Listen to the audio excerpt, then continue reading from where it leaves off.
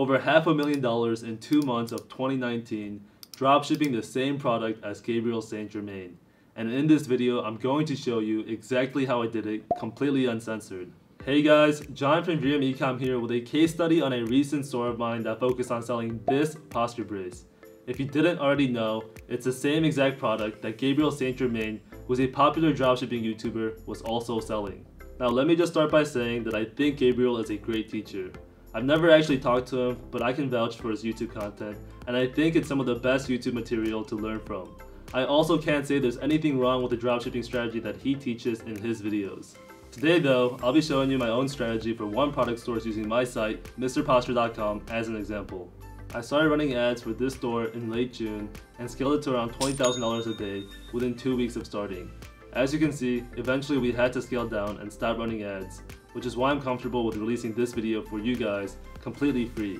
Today you'll be getting basically everything you want to know right here in this video, so sit down and take a second to learn my strategy for making successful dropshipping stores in 2019 and beyond.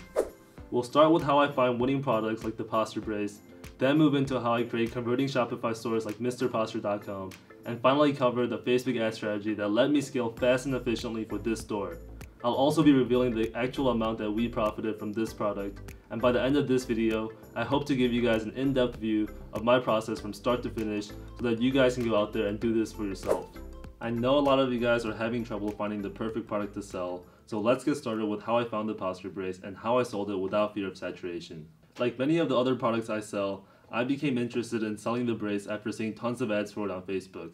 At the time of seeing all of these ads, I knew Gabriel had sold the brace in the past, but I discontinued selling it for whatever reason. After finding out that a successful dropshipper like Gabriel is no longer selling a product, most people will skip this product thinking that it doesn't sell well anymore. I mean, just look at all of these Facebook posts of people telling each other to avoid selling the brace. I'm sure if you've ever asked people on Facebook about a product saturation, you probably heard similar advice. This is a big mistake. Let me explain why. Products like the posture brace are evergreen. They've been selling well for many years and will most likely continue to sell well into the future. Just take a look at Google Trends for the past 5 years. It's been pretty stable for the entire time. The truth is that saturation isn't what most people think it is. I think that with the right marketing angles and an appropriate advertising budget, any industry or product can be sold online. Just look at the luxury watch industry as an example. There's literally thousands of established watch brands, and yet new ones like Filippo Loretti are popping up successfully every single day. Now here's the twist. Saturation actually refers to the amount of advertising budget and time you will need to sell a product. Some products will require a super high advertising budget and a lot of time to get going, and others will be profitable with a low budget on day one. I like to consider products that require a lot of time and money as saturated. So how does a product become saturated? I've noticed that products become saturated once big brands have established themselves as the face of the product. Again, when I use the term saturated, I'm actually referring to the fact that a product might require a substantial amount of ad spend to make profitable. I'm not saying that it can't be sold. As far as popular dropshipping products are concerned, there's a great example that comes to mind: UV teeth whitening kits. For this product, the brands Snow and High Smile have both spent tens of millions of dollars for advertising, and they already dominate all the discussions online about this product. This makes it really hard for a small-time advertiser to compete, and this is when I would consider the product to be saturated. The reason why it's so hard to compete with these big brands is pretty simple. People prefer buying things that they already recognize. In the case of the UV teeth whitening kits, since most people have already seen ads from Snow and High Smile, they're going to pick one of those two brands over a random dropshipper when it comes time to purchase. Especially because those two brands have a lot more social proof and credibility. Of course, people who haven't seen an ad from either brand could impulse buy from a random dropshipper, but that's going to be few and far between considering how many people have been reached by ads from those two brands at this point. The only way to get past this would be to build up as much recognition and credibility as they have. This is when the big advertising budget will come into play. On the other hand, for products like the posture brace, there isn't a single big brand that's dominating the discussion. If you look at the advertisers on Facebook selling the brace, it's just dropshippers copying each other using the same media content. If you look at Amazon, it's a ton of unrecognizable brands that are trying to undercut each other on price. This makes it really easy for someone like me or you to come in and compete. All we have to do is take what people are already doing and take it up one small step. So if you're concerned about a product being too saturated, most likely it's not. Seriously guys, if you're afraid of a few other dropshippers selling the same product as you, then how are you ever going to get started? At this point, every product on AliExpress has been sold by dropshippers or is being sold by dropshippers. So instead of searching forever waiting to find that hidden gem that's been untapped, just go for something that you see is already selling. Of course, you should keep in mind the size of your competition like we just mentioned, but if it isn't a brand like Hi Smile or Snow, then I wouldn't be too worried. Now you're probably wondering, what's the best method for finding products like the posture brace? I recommend using the Turbo Ad Finder extension for Chrome to scroll through your Facebook newsfeed looking for dropshipping ads. It's a completely free tool and I have no affiliation with their company. Basically, what Turbo Ad Finder does is remove any content from your newsfeed that isn't an advertisement. This will save you a lot of time from having to scroll through tons of useless content to find ads that you like. This is actually how I found the posture brace, and I think it's a great way to find products that are already selling. Plus, it gives you a good starting point for what your creative and site should look like, since you'll have a competitor to take inspiration from. If you try this for yourself, you might find that Facebook won't show you any dropshipping ads. This basically means that Facebook doesn't think that you're interested in buying dropshipping products. So what you're going to do is basically tell Facebook, hey, I'm super interested in buying stuff from dropshipping sites. And to do that, you want to start engaging with dropshipping ads you see. Give the post a like, visit the site, click around, and add a few things to cart every time you see an ad. Very quickly, your feed should turn into like a mini dropshipping catalog. Now, if you don't have any dropshipping ads to engage with on your feed to begin with, find dropshipping sites to engage with through the search function on Facebook. Just type in free worldwide shipping and you should get a nice list of stores. Engage with whatever you find in the same way you would with a normal ad. Like the post, visit the site, and make sure to add to cart. This should give Facebook the impression that you're looking to buy dropshipping products, and they should start feeding you dropshipping ads soon. Now when you're scrolling through these ads, you want to be looking for evergreen products that have big audience sizes and good margins. These are the main characteristics of a winning product, and for more information on that, make sure to check out our product research video, where we cover how to spot winning products in depth. It's simply too long of a topic to include in this video. Anyways, once you find an advertisement and product you like, click on the link and check out their website. This is where you'll be able to start building a competitive edge against your competition. But before we talk about how I build stores like MrPosture.com, I just want to remind you guys to hit the like button if you enjoy the content, and make sure to subscribe as well if you want more videos just like this one. Lastly, feel free to join our Facebook group for help on any of the topics we discussed in this video. The link's in the description below. Now, let's get started with how I set up my Shopify stores for success. First, I'd like to say that this topic does not get enough attention. Most people focus on winning products and ad strategy, but I think a big part of my competitive edge comes from creating a great website that converts. Here's how I do it. I start with a lot of research, which can be broken down into 3 phases. Phase 1 involves researching the potential audience. First, I come up with a general audience for my product. In the case of the posture brace, I simply define it as people with posture problems. Then I try to research the audience that I just came up with. The goal here is to learn their language and gain the ability to empathize with their problems on a personal level. You want to get familiar with your audience's problems and relate to them using their terminology. People in your audience should feel like you are one of them. The best way to do this is through Google search recommendations. For example, after figuring out that my audience was people with posture problems, I googled some broad phrases to figure out how my audience was thinking. I started by searching the simple phrase, posture problems. By doing this, I got Google's highest recommended resources on this topic, and if you don't know how Google works, the resources that they recommend are also the resources that an audience is taking the most time to read and engage with. When I take a look at the first few articles they recommend, a few things stand out to me. All articles mention the poor posture of people using their phones and computers. All articles also seem to address the fact that solutions take time and effort, meaning a lot of people are actually looking for a quick fix. Taking these ideas, I make sure to address them on my site. For example, right away I include the fact that they're probably in front of a screen all day if they're suffering from posture problems. I also make sure to mention that the brace can be worn anywhere, including while sitting at a desk. For the people looking for a quick fix, I make sure to mention that the brace will create an immediate improvement as soon as it's put on. While I'm not going to go over every blog post I read while making this site, I'll tell you that nearly everything I wrote was inspired by the content I read for my audience. Now going back to my original Google search, broad searches like this also bring up recommended phrases that other people are searching for. This can be immensely helpful in getting to understand how your audience thinks. For example, under the Google results for posture problems, this is a list of questions that other people are asking. From this list, 2 questions stand out to me. What are the symptoms of poor posture, and which are the most common posture problems? Taking these questions, I make sure to address them right away on my homepage. As you can see, I answer their questions by listing potential health problems associated with poor posture. This is a great way to start my page, since right away I can offer them a solution, my posture brace. Now if we go back to the Google search page, you can see that at the bottom is another list of recommended search terms. Here we'll be able to get an even better understanding for our audience. When I look at this list of related searches, the phrase that stands out to me the most is, "Do posture correctors work?" From this phrase, it's clear that many people have been exposed to my product before, but weren't fully convinced. Hence, they had to refer to Google to do further research on the effectiveness of this brace. Knowing this, I'm going to make sure that my sales page focuses on convincing the customer that the brace is effective at fixing poor posture. If I hadn't seen this Google search phrase, I might have focused on other topics like the benefits of good posture, rather than simply trying to convince people that the brace works well. This brings us to the second phase, researching competitors in the niche. In this part of our research, we want to look at the biggest players in the niche to get an understanding for what their website feels like. You want to be looking for big, reputable brands. I'm not talking about other dropshippers selling the same product as you. For example, posture braces are in the health and wellness space, so I took a look at Vitamin World's website. Taking a look, it's obvious that they have a very premium medical vibe going on. And personally, I feel like it has a lot to do with their colors. They use that typical hospital teal color that you immediately associate with professional medical care.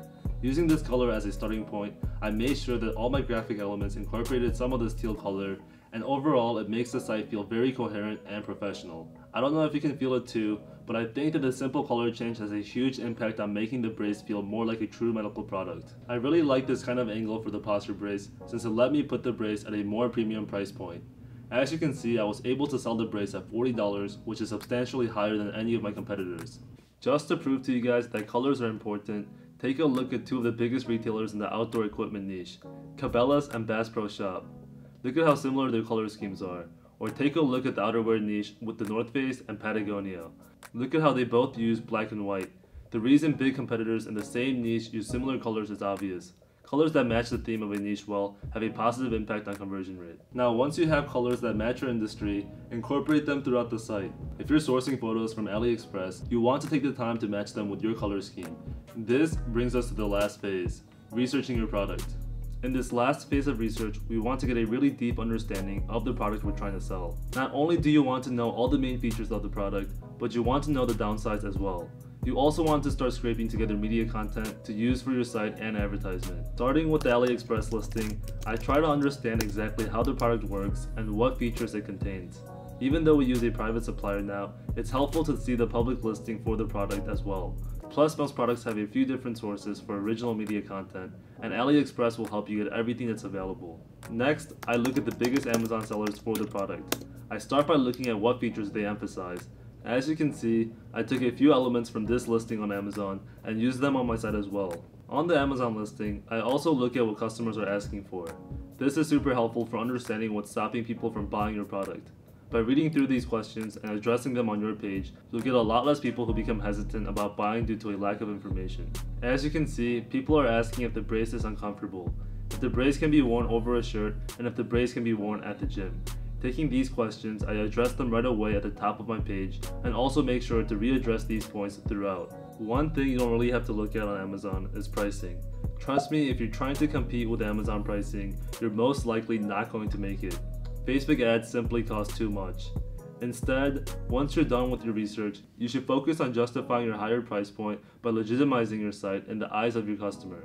If you're wondering how I achieve a trustworthy, legitimate look, here are some elements I always incorporate on my sites. A secure checkout badge under the Add to Cart button, a 100% money back guarantee displayed throughout the site, customer testimonials, customer reviews, frequently asked questions, and easy to find customer support. Also, make sure to back up your claims.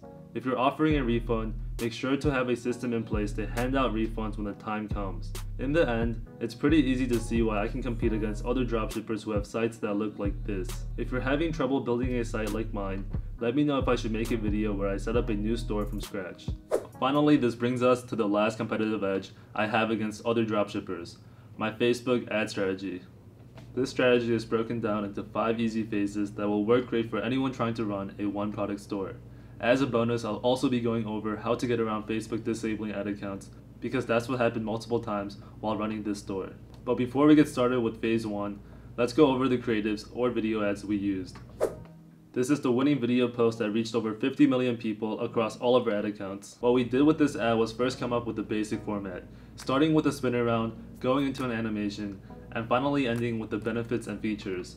The portion you just saw was included in all of our ads. Along with the standard sequence, we came up with a caption that we pretty much used for all of our tests. Notice that this caption uses a lot of the same elements from the research we did before. Most notably, it focuses on convincing people that the brace is effective for good posture. Once we had our standard sequence, we came up with a few different intros and used them to start the sequence. Unfortunately, we can't show you the first 3 seconds or the last portion of the ad because they feature copyrighted clips that we don't want to get in trouble for. To find the clips for this ad, we took videos from AliExpress listings and also used a few clips from dropshipping videos. It's pretty easy to find old dropshipping video ads on YouTube if you search for your product. You should be careful taking videos from people though, and use common sense to avoid getting in trouble. Don't take clips from popular YouTube videos, and make sure to come up with your own content once you know something is working. If you didn't notice, the first clip I showed you is actually a video I shot of my brother on my phone. As you can see, it's really bad. He had just woken up and I don't know anything about shooting professional videos.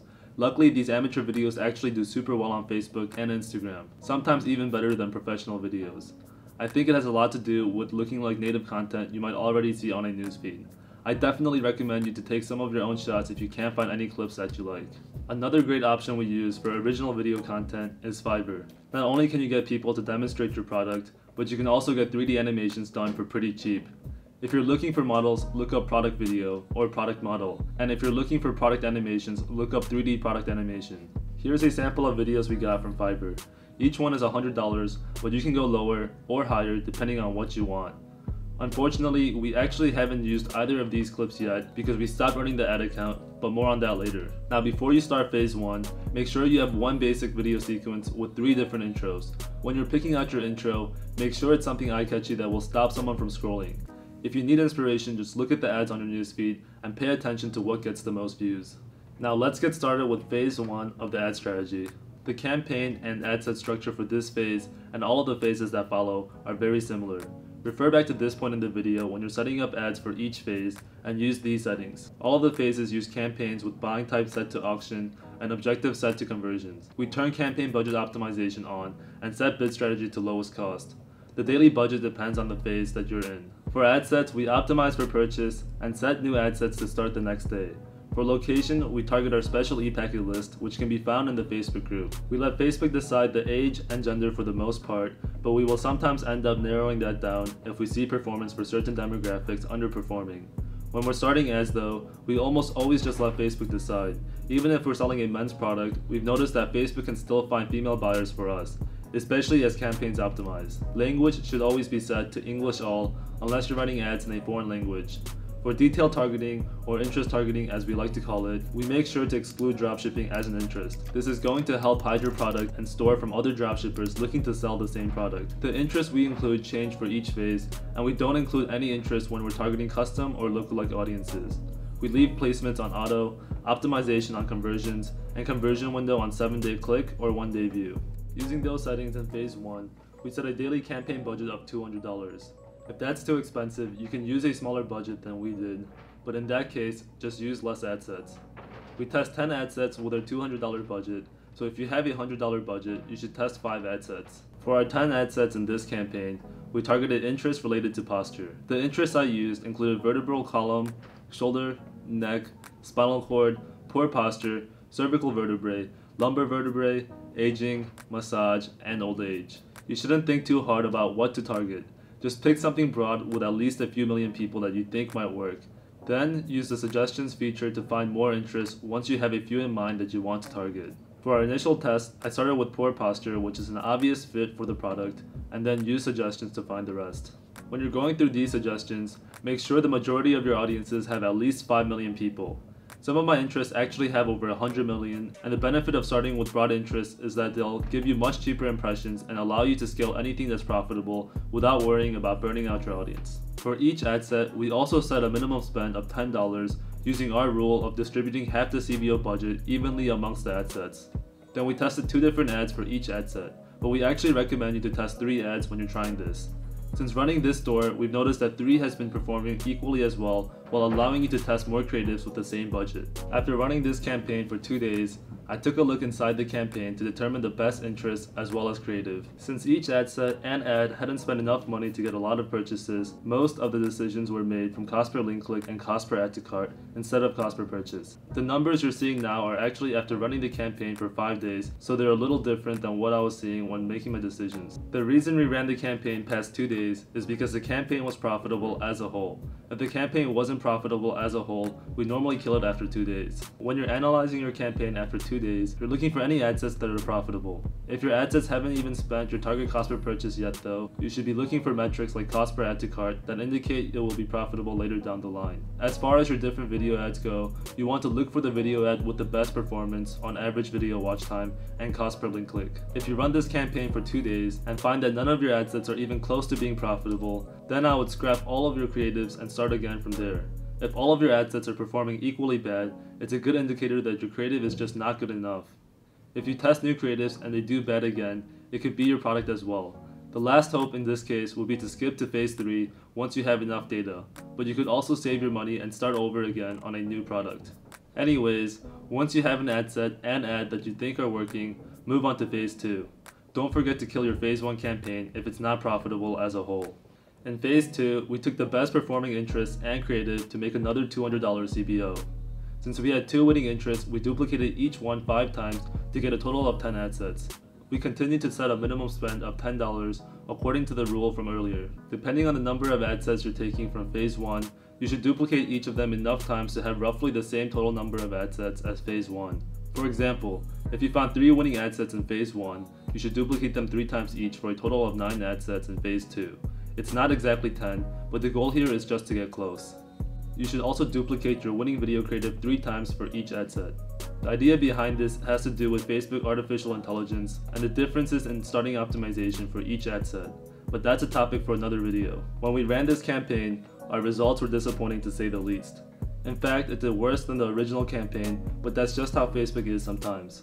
Luckily, the point of phase 2 is just to get enough data to move on to lookalike audiences in phase 3.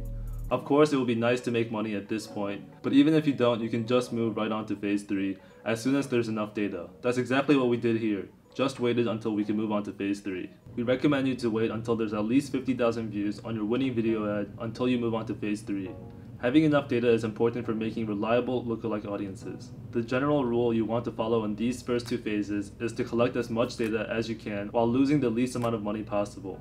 Of course, you can be profitable in these first 2 phases as well, but it's also okay if you're losing a bit of money.